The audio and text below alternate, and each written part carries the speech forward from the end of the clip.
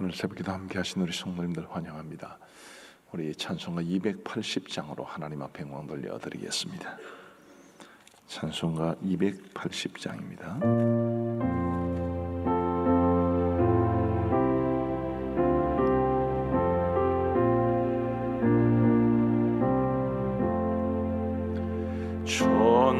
전부여 의지없어서 손들고 옵니다. 주 나를 외면하시면 나 어디 가리까. 내 죄를 씻기 위하여 피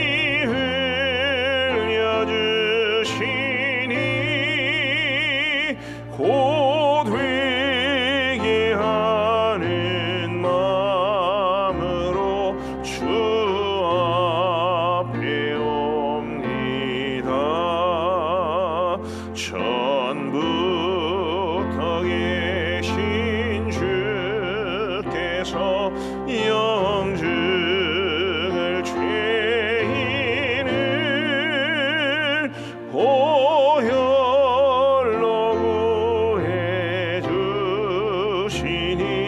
그 사랑 한없네. 내 죄를 씻기 위하여 피 흘려주시니 곧 회개하는 마음으로 주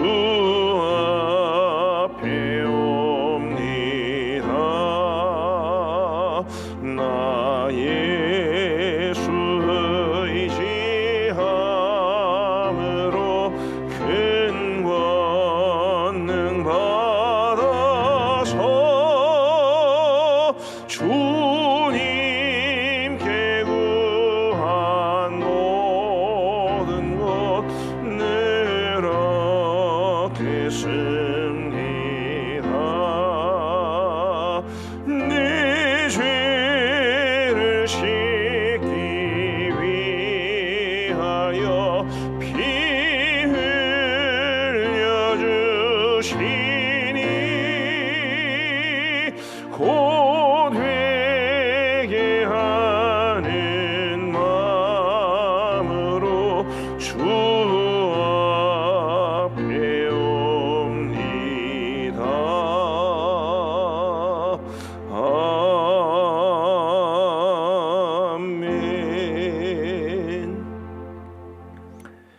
우리 하나님의 말씀은 사무엘상 24장 말씀입니다. 사무엘상 24장 8절부터 22절까지의 말씀을 우리 교독하시겠습니다. 사무엘상 24장 8절부터 22절까지의 말씀입니다. 제가 먼저 8절을 읽겠습니다. 그 후에 다윗도 일어나 굴에서 나가 사울의 뒤에서 외쳐 이르되 내 주 왕이여 하매 사울이 돌아보는지라 다윗이 땅에 엎드려 절하고 다윗이 사울에게 이르되 보소서 다윗이 왕을 해하리 한다고 하는 사람들의 말을 왕은 어찌하여 들으시나이까. 오늘 여호와께서 굴에서 왕을 내 손에 넘기신 것을 왕이 아셨을 것이니이다.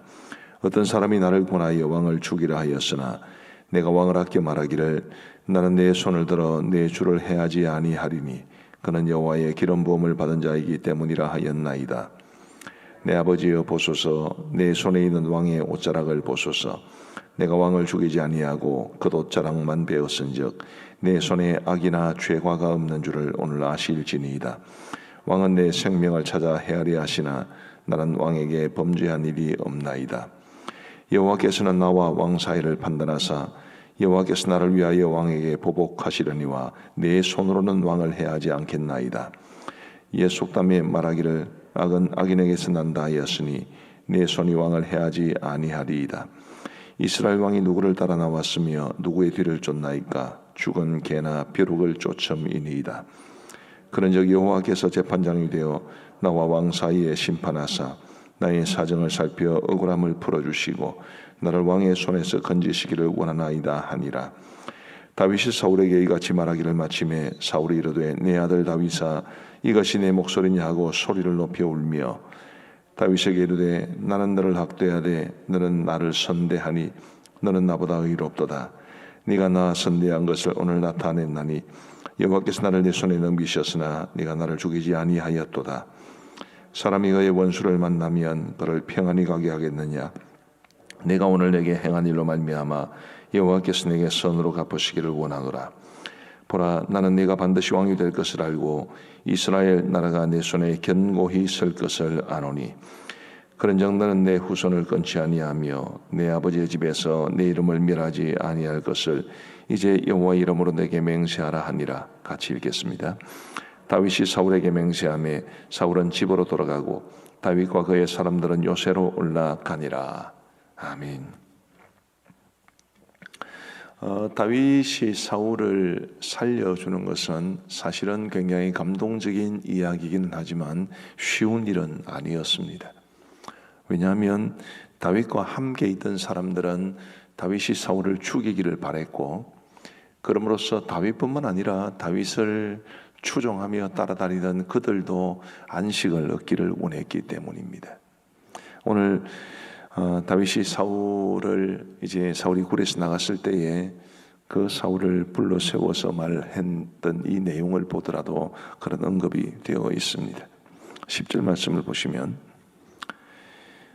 오늘 여호와께서 굴에서 왕을 내 손에 넘기신 것을 왕이 아셨을 것이니이다. 어떤 사람이 나를 권하여 왕을 죽이라 하였으나 내가 왕을 아껴 말하기를 나는 내 손을 들어 내 주를 해하지 아니하리니 그는 여호와의 기름 부음을 받은 자이기 때문이라 하였나이다. 자, 주위의 대부분의 사람들은 이게 정말 하나님이 주신 기회입니다. 이게 하나님의 뜻입니다. 그러면서 다윗을 부추겨 사울을 죽이라고 했습니다. 그러나 다윗은 그렇게 하지 않았죠. 자, 그러면 여기에서 한번 다윗과 그의 사람들과의 관계를 한번 생각해 볼 필요가 있습니다. 다윗은 지금 겉으로 보기에는 그에게 조언을 했던 사람들의 말을 전혀 듣지 않은 것인데 그러면 다윗이 독불 장군 같은 사람이었는가? 그것은 아니지요. 다윗에 대한 이야기를 다루고 있는 이 사무엘상이나 사무엘하 그리고 역대상 등의 기록들을 보면 이 다윗과 함께했던 신실한 사람들, 흔히 말하는 장수들이 30명 이상 등장을 합니다. 근데 사울 시대와 다윗 시대는 한 40년 정도 차이가 나는데 사울이 40년을 이제 다스렸고 그리고 다윗이 40년을 다스렸죠. 근데 중간에 겹치는 때도 물론 있었습니다. 어쨌든 그 40년의 세월 동안 사울에게는 거의 사람이 없었는데 다윗에게는 사람들이 굉장히 많았습니다. 그야말로 충성스러운, 어떤 사람은 한 번의 싸움에서 홀로 800명을 죽이기도 하고 어마어마한 용사들이 다윗에게는 있었습니다. 왜 사울의 시대에는 인재가 없었는데 다윗의 시대에는 그만큼 많은 인재가 있었을까? 다윗에게 사람이 몰려들었기 때문이지요. 아둘람 굴에서부터 시작을 해서 우리가 볼 수 있듯이 다윗은 사람들이 모여드는 사람이었습니다. 그런데 오늘 본문을 보면 다윗이 그 모여든 사람들과 좋은 관계를 맺었기 때문에 늘 그 주위에 사람들이 있다고 짐작을 할 수 있지만 적어도 오늘 이 본문에서만큼은 다윗이 그 사람들의 정말 간절히 원함에도 불구하고 조언을 받아들이지 아니하고 자기 생각대로 밀어붙이는 것을 볼 수 있습니다. 이것을 보면서 우리가 주변 사람들과 어떤 관계를 맺고 살아가야 하는지를 배울 수 있을 겁니다. 우리는 주위 사람들과 늘 좋은 관계를 맺고 살아야 합니다. 우리는 평화를 만들어가는 사람이 되어야 되고 그리고 사람들이 모여드는 사람들이 되어야 하지요. 그러나 어떤 일에 있어서는 특별히 이게 하나님께서 주신 마음이 분명하다 싶을 때 있어서는 사람들을 설득할 수도 있어야만 합니다. 사람들이 원한다고 해서 다 그리로 끌려가면 오늘 이 사건은 없었겠지요. 다윗이 사람들과 헤어지는 것을 두려워하고 사람들의 의견을 거부하는 것을 두려워했다면 이런 일은 일어나지 않았을 겁니다. 우리는 생각보다 주변 사람들의 눈치를 많이 보며 삽니다. 혹시 이 사람들이 말하는 것을 내가 거부하면 혹시 내가 따돌림을 당하는 것은 아닌지, 그들의 생각을 혹은 그들의 제안을 거부했다 해서 내가 그들로부터 거부를 당하는 것은 아닌지, 이런 두려움이 우리 속에는 조금씩은 다 있습니다. 그러나 오늘 다윗이 우리에게 보여주었듯이 분명한 하나님의 뜻이라고 판단되고 또 거기에 대해서 자신의 선한 양심을 지킬 수 있는 그런 상황에 대해서는 분명하게 자기의 주관을 정하고 그것을 사람들에게 알려서 설득하는 작업이 반드시 필요합니다. 그래서 주변 사람들과 좋은 관계를 맺음과 동시에 하나님의 뜻도 지켜낼 수 있는 그런 모습으로 살아가면 얼마나 좋을까, 그런 생각을 하게 됩니다. 우리가 교회 안에서도 회의도 많고 사람들과 의견을 나누고 또 뭔가 어떤 하나의 일치된 뜻을 찾아 나가는 그런 과정들이 굉장히 많이 있지 않습니까? 그럴 때 하나님께서 내게 주신 마음이 분명히 있음에도 불구하고 이제 그것이 사람들의 손에 의해서 이끌려가는 혹은 내 생각을 포기해야 되는 그런 경우가 있죠. 자, 이것이 너무 그런 경향이 강해지면 하나님께서 내게 주신 선한 마음을 제대로 이루지 못할 것이고, 또 내 생각을 너무 주관하면, 너무 강조하면 우리는 독불장군 같은 사람이 될 겁니다. 이것을 분별해낼 수 있는 것이 굉장히 필요한데, 어떻든 가장 기본적인 것은 우리가 주변 사람들과 좋은 관계를 맺고 살면서 화평을 만들어가는 사람이 되어야 한다는 것과, 그럼에도 불구하고 하나님께서 내게 주신 분명한 뜻을 때로는 우리가 붙잡고 그것을 사람들에게 설득하면서 하나님의 뜻을 포기하지 말아야 된다는 것도 우리가 배울 수 있습니다. 이 사무엘상 말씀은 우리가 이 땅을 살아가는 데 있어서 필요한 참 많은 귀한 교훈들을 준다고 저는 늘 생각하고, 이런 교훈들도 우리가 생각보다 굉장히 중요하다는 것을 아마 알게 될 겁니다. 오늘 두 번째로 살펴볼 것은 우리 15절 말씀을 한번 보십시다. 12절부터 보십시다. 여호와께서는 나와 왕 사이를 판단하사 여호와께서 나를 위하여 왕에게 보복하시려니와 내 손으로는 왕을 행하지 않겠나이다. 자, 다윗은 자기 손으로는 왕을 해하지 않지만 사울이 옳다고도 말하지 않습니다. 하나님께서 자신과 왕 사이를 판단하사 여호와께서 다윗 자신을 위하여 왕에게 보복하실 것이라고 분명히 경고해 주고 있습니다. 15절 말씀에도 보시면,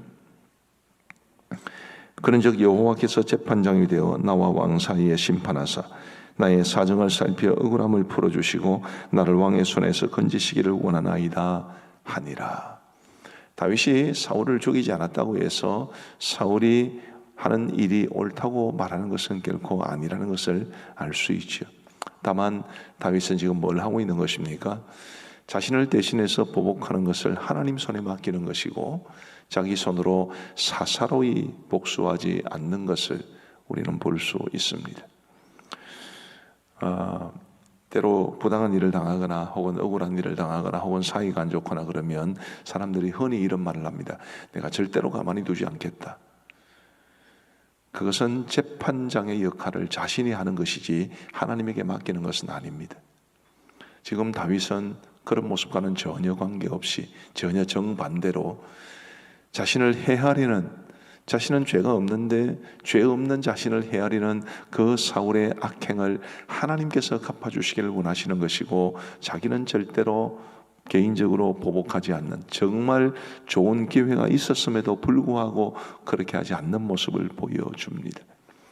이런 모습을 보면 내가 절대로 가만두지 않겠다, 이 말은 정말 믿음의 사람들이 해서는 안 되는 말이지. 하나님 손에 맡겨야지. 내가 복수하고 내가 마치 재판관이나 심판관이 된 것처럼 사람을 해코지하고 다시 돌려주려고 하고 하나님께서 원하시는 것이 아님을 알 수 있습니다. 오직 하나님에게 모든 것을 맡기고, 지금 다윗은 사실은 이 내용만 빼면 다윗을 굉장히 격식 있게 대하고 있습니다. 왕으로 충분히 대하고 있죠. 뿐만 아니라 자신은 비천한 사람이라는 것을 고백합니다. 13절, 14절 말씀을 보시면 예속담에 말하기를 악은 악인에게서 난다 하였으니 내 손이 왕을 해하지 아니하리이다. 이스라엘 왕이 누구를 따라 나왔으며 누구의 뒤를 쫓나이까? 죽은 개나 벼룩을 쫓음이니이다. 지금 자신이 어떤 존재라고 말하는 것입니까? 죽은 개나 벼룩 같은 존재입니다. 이스라엘에서는 개를 부정한 동물 취급하죠. 왜냐하면 굽도 갈라지지 않았고 되새김질도 하지 않기 때문입니다. 그래서 이스라엘의 개는 사람들이 키우는 개가 아니라 대부분 다 들개입니다. 굉장히 부정하고 그리고 꺼려하는 동물이죠. 또 정결한 소나 양과 같은 동물이라도 죽은 동물들은 부정하게 취급을 했습니다. 근데 지금 죽은 개라는 것은 이 두 가지가 합쳐진 것이기 때문에 그야말로 이스라엘 사람들이 가장 안 좋게 생각하는, 근데 다윗이 마치 자신이 그런 존재와 같이 나는 아무것도 아닙니다. 벼룩이라는 것도 마찬가지 아니겠습니까? 정말 잘 보지 않으면 잘 보이지도 않는 것인데 그것이 사람을 얼마나 귀찮게 하는지. 지금은 벼룩이 없지만 저희 어릴 때만 하더라도 벼룩이 있었지 않습니까? 지금 다윗은 그렇게 철저하게 자기를 낮추고 사울은 왕으로 존대하면서 정말 겸손하게 정중하게 왕을 대하고 있지만, 그러나 그의 이 왕의 잘못을 결코 외면하지는 않고 그에 대한 책임을 하나님께 맡기고 있는 것입니다. 사람을 정중하게 대하고 또 자기 자신은 낮추면서도 그에 대한 모든 책임을, 모든 처분을 하나님에게 맡기는 이런 모습은 정말 우리가 우리의 삶 속에서 깊이 배워야 할 말씀이 아닐 수 없습니다. 혹시 사이가 안 좋으신 분 계시나요? 혹시 여러분들이 억울한 일을 당했다고 생각하시는 분이 계십니까? 여러분들만 보면 굉장히 불편한 표정을 짓고 있는 분들이 계십니까? 누군가로부터 많은 손해를 받았습니까? 사사로이 복수하려고 하지 마시고 하나님께 맡기십시오. 그리고 우리는 그런 사람들마저 정중하게 대하려고 애를 쓰는 것이, 그게 하나님의 백성다운 모습이라는 것을 우리가 잊지 않게 되기를 간절히 바랍니다. 마지막으로 한 가지만 더 살펴보겠습니다. 사울의 입장에서 한번 생각해 보겠습니다. 우리가 사울이라 하더라도 다윗의 말과 행동에 대해서 감동을 받지 않겠습니까? 나를 죽일 수 있는 기회가 있었고 내 겉옷자락을 배에 내간 것을 보면 다윗이 말하는 게 하나도 틀린 말이 아닙니다. 분명히 다윗이 나를 죽이려고 했다는 것을 나는 알고 있고, 그리고 그럼에도 불구하고 나를 살려주었다는 것도 잘 알고 있습니다. 우리가 감동을 받지 않을 수 없습니다. 지금 사울도 감동을 받습니다. 그러면서 이 다윗에 대해서 좋은 말로 해주지요. 네가 나를 선대했다. 나는 너를 죽이려고 했는데 너는 나를 선대했다. 또 하나님께서 너를 이스라엘 왕으로 세우실 것이다. 너와 나 사이에 약속도 맺자. 좋은 말을 해줍니다. 그러면 그걸로 사울이 그 이후에 다윗을 결코 쫓지 않았나요? 그렇지는 않습니다. 상대방의 진심을 이해해주고 또 상대방의 선행을 알아주고 또 상대방에게 행한 나의 죄에 대해서 뉘우친다 하더라도 이게 우리가 하던 일들을, 우리가 하던 악행을 바로 그만두기는 어렵습니다. 왜 그렇습니까? 이게 감정의 문제이기 때문입니다. 여러분들도 한번 경험해 보셨을 것 같은데 우리가 살다 보면 사실 마음에 안 드는 사람, 또 사이가 안 좋은 사람을 만날 수 있지 않습니까? 이래서는 안 되는데, 그런 마음이 우리에게 왜 없겠습니까? 그리스도인인데. 그런데도 말도 예쁘게 안 나오고 표정도 그렇고 그런 모습들이 우리가 많이 보죠. 이렇게 해서는 안 된다. 내가 이것을 반드시 그만두어야 한다. 내가 정말 저 사람을 선으로 대해주어야 한다라는 것을 알면서도 하지 못하는 일들이 참 많습니다. 좋지 못한 습관도 이거는 내가 끊어버려야지라고 생각을 하면서도 그게 참 잘 안 되죠. 이 사울이 지금 정말 다윗의 진심 어린 행동 그리고 다윗의 선행에 대해서 깊은 감동을 받고 내가 다시는 다윗에게 악을 행하지 않겠다고 했지만, 그러나 그것이 오래가지 못합니다. 그 이유가 뭡니까? 그것은 바로 사울이 하나님과의 관계가 지금 약해져 있기 때문입니다. 그는 하나님을 의지하지도 않았고, 그리고 하나님 앞에 그가 기도했다는 흔적도 전혀 없습니다. 사실은 다윗에게뿐만이 아니라 하나님에게도 회개를 했어야 되는데 그가 하나님 앞에 회개한 흔적도 전혀 없습니다. 그는 오직 그냥 그 자기 마음속에 있는 자신이 뉘우치고 또 자신이 다윗을 쫓지 않기 위해서 결심하고 자신이 감동을 받고 했지만 하나님과의 관계가 이미 완전히 깨어져 버린 이 사울의 삶 속에서는 하나님을 의지하는 것이 없었던 것입니다.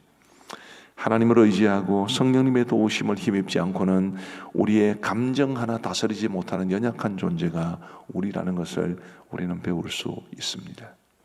오직 성령님을 의지하고 성령께 주시는 능력을 힘입어서 나의 감정을 다스리고 나의 행동을 다스리고 그리고 나의 은행 심사를 우리 성령 하나님께서 주관하시기를 바라는 그런 마음으로 우리 모두 우리의 삶을 주님께 맡기며 살아갈 수 있게 되기를 우리 주님의 이름으로 축복합니다.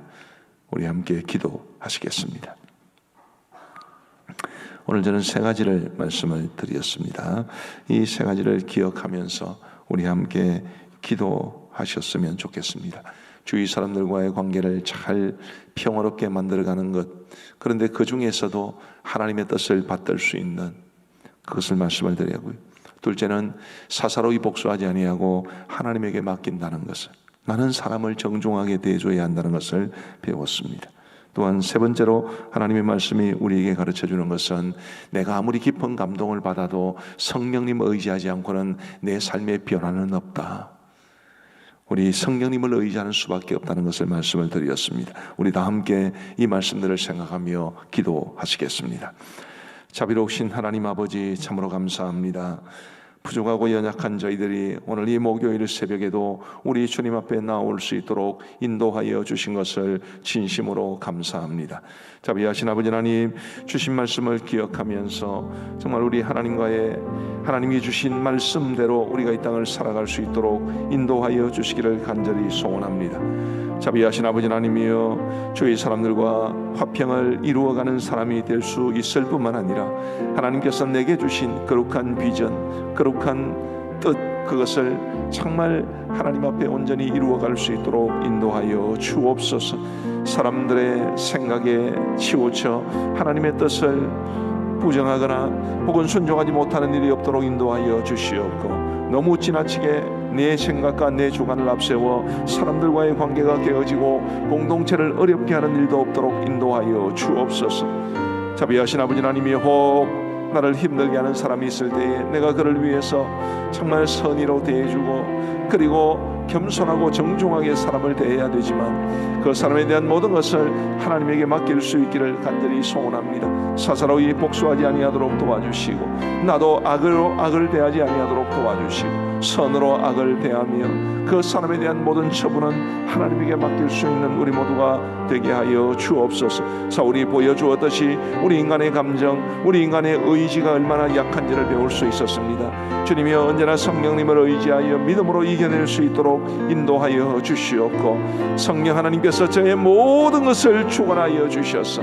나의 약한 의지도 나의 약한 감정도 다 이겨내고 하나님이 기뻐하시는 삶을 온전히 살아낼 수 있도록 역사하여 주옵소서.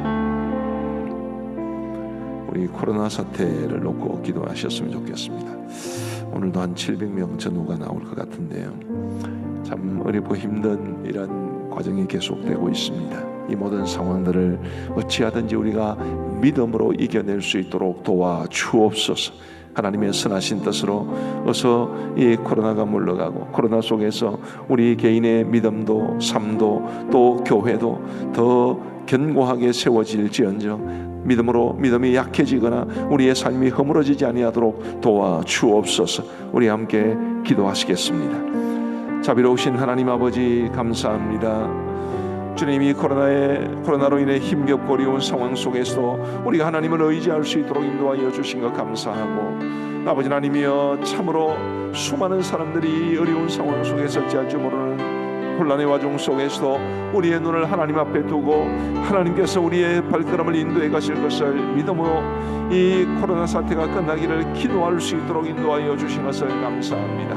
아버지 하나님이여 결코 믿음 잃지 아니하고 주님만을 철저하게 신뢰할 수 있도록 인도하여 주시옵고, 아버지 하나님이여 코로나와 관련된 모든 것을 우리 하나님 손에 맡길 수 있도록 인도하여 주옵소서.